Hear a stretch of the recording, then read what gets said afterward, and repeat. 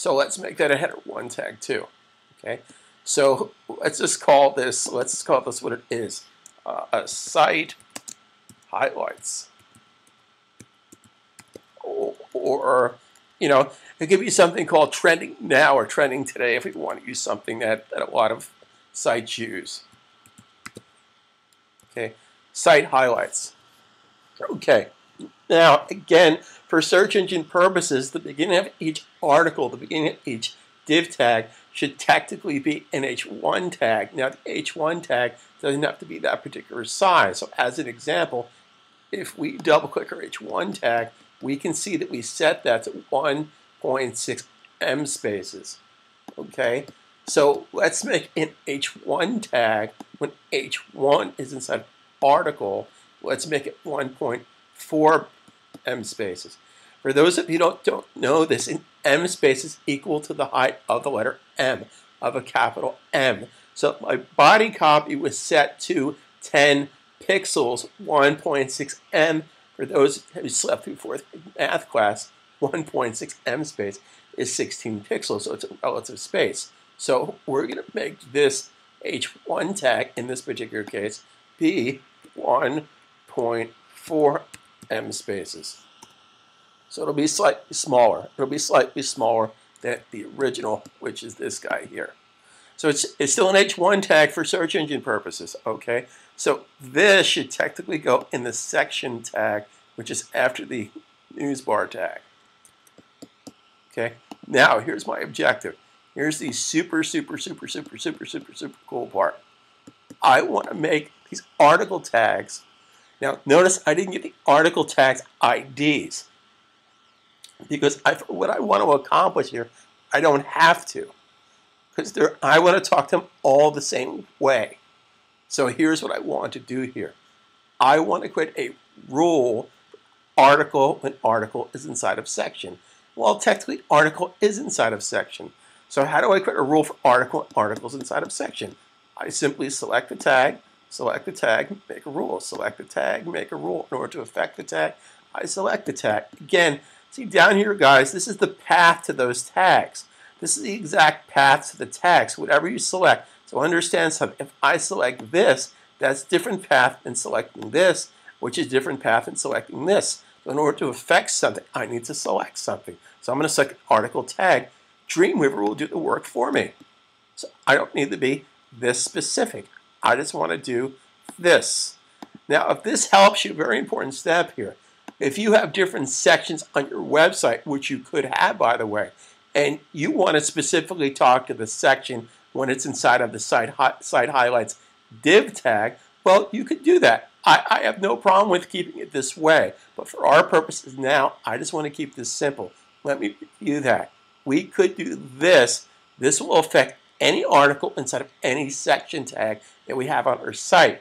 But if we do this, this will just affect an article tag, and an article tag is inside of a section tag when a section tag is inside of this div tag. Now, for what we want to accomplish here, I just don't want to muddy the waters. We're going to keep this simple to article inside of section. Okay. Now, here's the super cool part. Okay.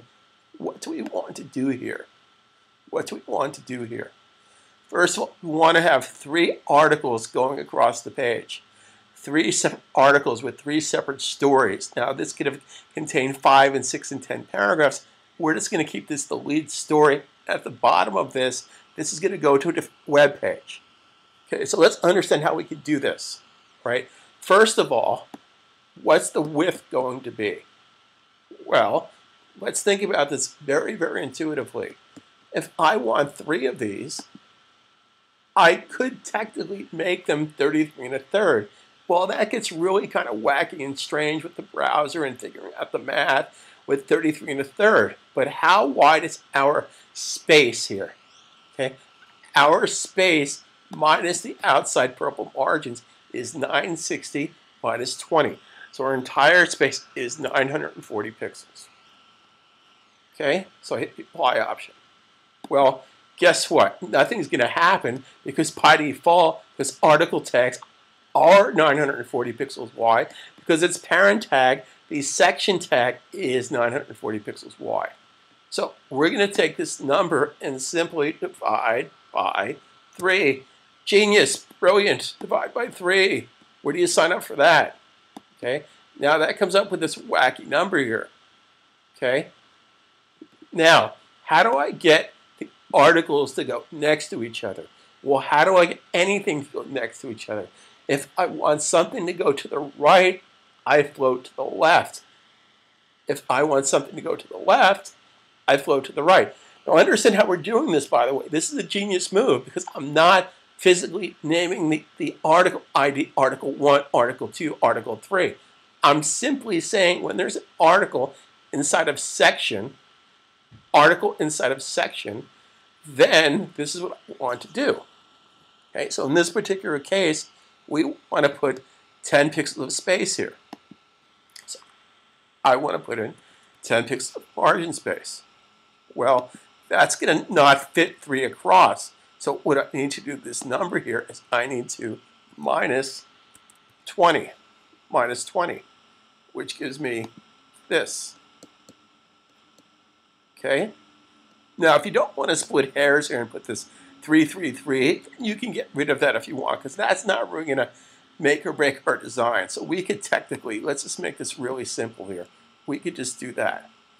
Now, the other thing we want to do here, let's put this in a different color background. In fact, let's make a version of this color right here. So let's take an orange color, let's sample the orange color, and let's make a darker version of the orange color. So I can click my color wheel. I'm on Macintosh. The Windows system works a little different. I'm going to take my color wheel and just drag it down. Okay, and I want my type to be white because black is not going to look too good there. So far I have this happening. Okay, now how do I get them to go to the right? I float to the left. So if I float this to the left and hit the apply option, I have 3 across the page. There are 3 across the page. Now I don't want them ganging up on each other. So how do I solve this? Well, I want to have 10 pixels to the left and 10 pixels to the right. 10 pixels to the left and 10 pixels to the right. So let's think about this. So if you do 10 pixels to the left, so you could do this, or you can do that, or you can do this, or you could do that. The Christopher Walken video. Again, Christopher Walken. Wow! Okay, so I put in 10 pixels to the left and 10 pixels to the right for the margin space. The margin space is outside of the box. So if I hit the apply option, boo-hoo-hoo, it's not going to fit. Because I can't put a 10-foot table inside of a 9-foot room. Well, I can, but I have an upset customer because I'd have to break part of the table or possibly damage the walls here. So what do we do with this number? We're going to minus 20. But it's not minus 20, is it? Okay, so if I hit the OK button, and I'm just going to double click this to clear this.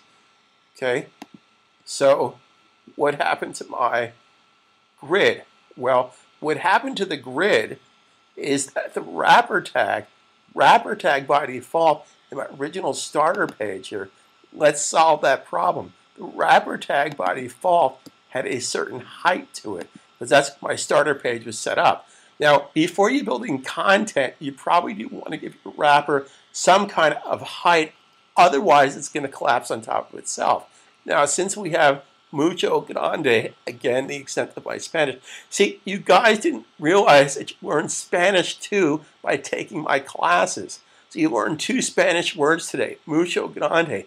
Now, when you sign up for my $109 special deal CS3 super duper website package, I will teach you a minimum of, ready for this?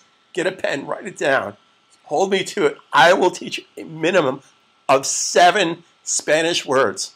And as a bonus, 1 Portuguese word and 1 Greek word beginning with an M. A Greek word beginning with M. All you guys out there know the word. Some of you girls probably know the word too. So I'm going to teach you that. That's part of the bonus package. So let's, I'm loopy today. Anyway, let's change the height of this to nothing. Not 0, nothing. It has no height. Therefore, the height will self-adjust to its content. Now, the reason it's doing that is because I have a footer. So how totally cool is that? It has the right amount of space on the left, the right amount of space on the right, and it's a perfect system. Okay? So how cool is that? Now for this, for site highlights, notice that site highlights is smashing up the edge here. Well, technically it's not because of the margin space here. But if you want to indent site highlights, important step to understand. If you go and give your site highlights a padding or margin, then you have to minus that or subtract that so the article tags fit. But we're not going to do that. What we're going to do is double click our H1 tag inside of article. Inside of section, which we don't have. So how am I going to do this? In fact, I want this to be orange. So how can I do that? I select the tag and I make a rule. I select the tag and I make a rule. In order to affect the tag, I need to select the tag. Once again, you could make a rule specifically for section when section is inside of site highlights, if in fact you want to have a whole variety of H1 tags. We're not going to do that. We're just going to say H1 inside of section. And simply, when I do this in H1 tag, I can simply do padding space to the left. Padding is outside the box, so we can say 1 em space to the left. And it's not going to interfere with anything else. Now, unfortunately, it's affecting the child tag, which is the article tag. So very important step here, okay? So notice when I did that, it affected the article tag because the article tag is the child of the section tag.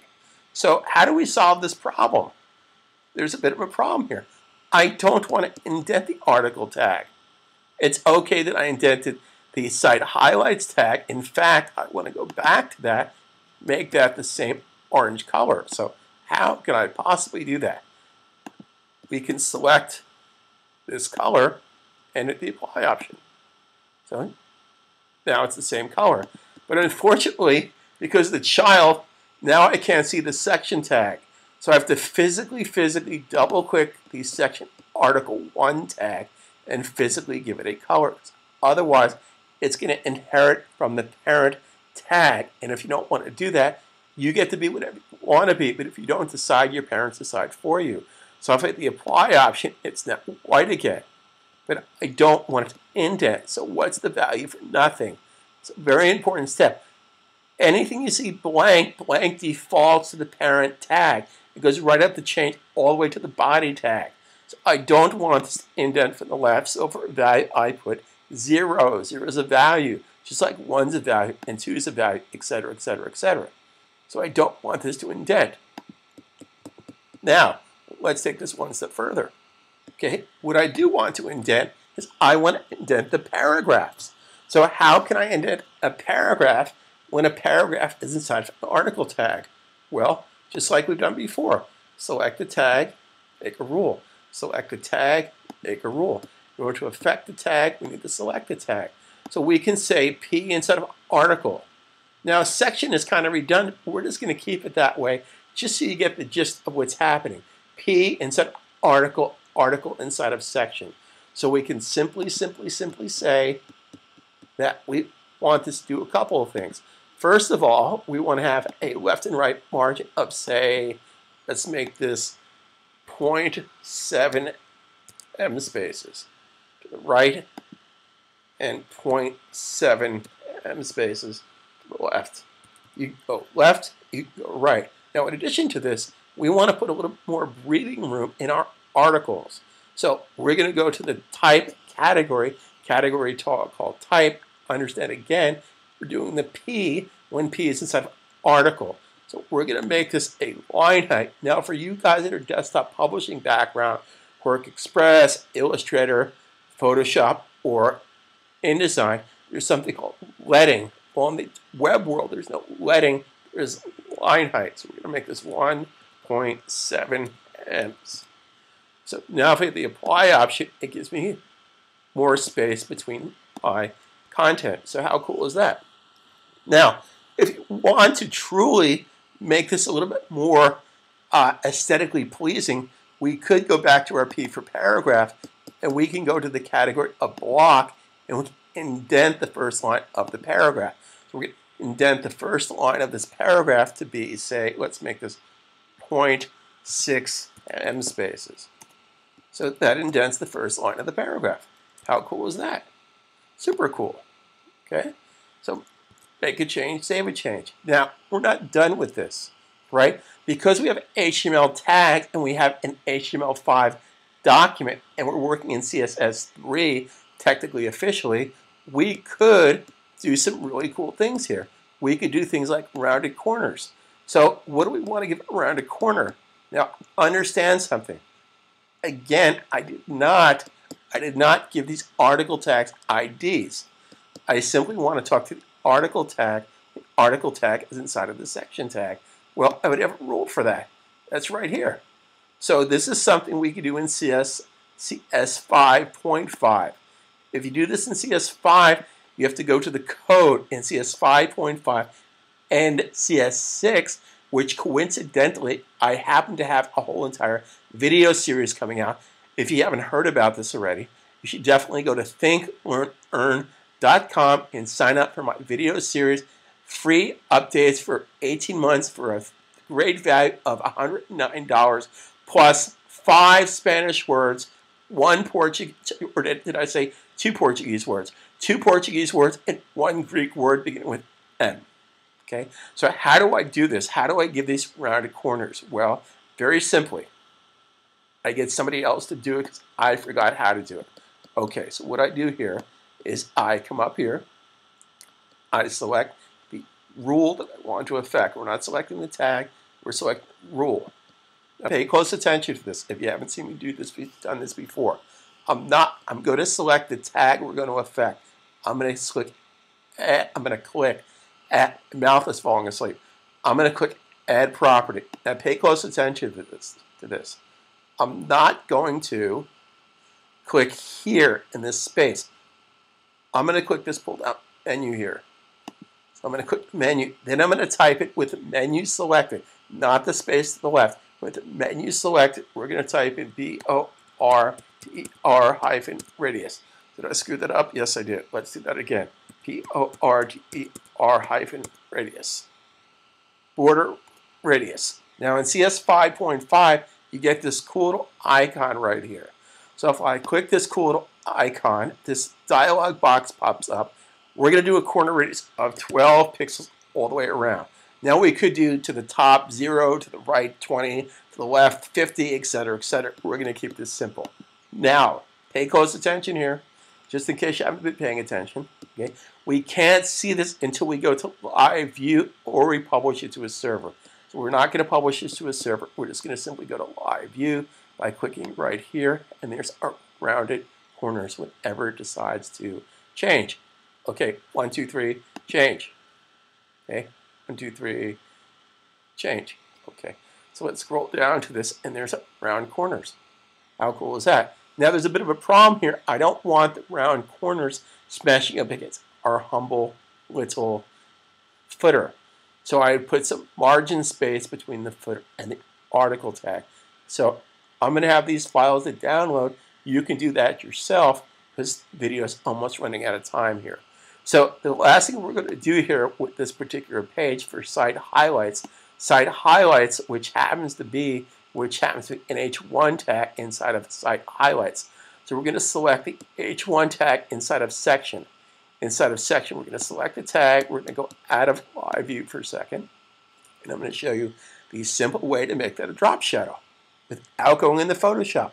HTML5, CSS3 does drop shadows on the box, does rounded corners, does gradients, all these cool things you will learn how to do in detail in my new Dreamweaver CS6 video series at thinklearnearn.com. This whole thing sounded like an infomercial, isn't it? Well, maybe. Okay, so let's select add property. Again, I don't click here, I click over here, and I type in simply TEXT-shadow, text shadow. So for text shadow, I get that really cool little icon here. Again, This is only available to you inside of CS 5.5 and eventually CS6. It's not available to you in CS5. It's 5.5. So I click right here. I'm going to put in, let's do 2 by 2 by 2 in black.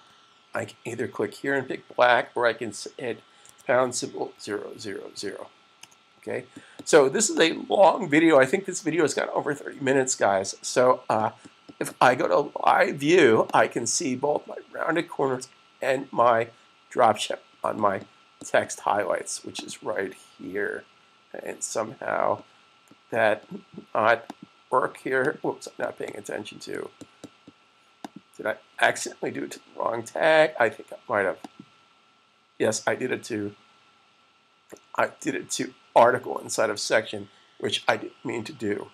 So let's do it to the section as article, add property, click here, text -shadow, the return key, make a change, save a change, go to live view, scroll down to the bottom, and there's my drop shadow. So what is happening here? What is happening here?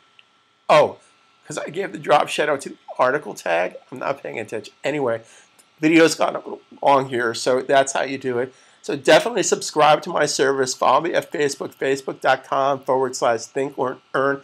And I can't emphasize enough to get your hands on my CS6 A through Z e-commerce, everything you want to know about building websites for the grand total of $109. Plus you get free upgrades for 18 months. So talk to you soon. This could possibly be my last free video, guys, especially if I don't get love with my premium videos. So talk to you soon. So definitely subscribe to my service. Like me on Facebook. Follow me on Twitter @ThinkLearnEarn. Talk to you soon.